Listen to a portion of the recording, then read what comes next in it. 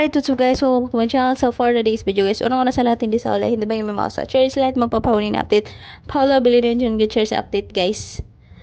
But more on nene update to guys. Nene latest IG update. Din si Pao is naka-taping lang na, taping siya today pero medyo konting update lang.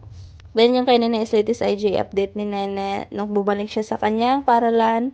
So ito yung pinost ni Nene guys. Back in school, visit for the Hams Congress. Tinig na katotohanan I was so nervous and all the more when I saw Senior Agana, our high school principal from afar. Flashback sa kaba kung naka-ID ba ako, tama ba length ng skirt ko.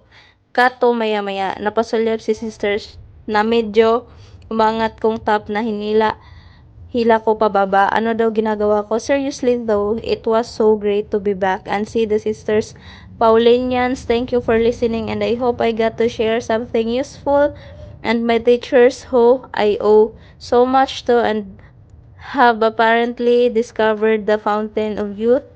So happy I made it back. Sabi nga ni sister, there's a time and place for everything.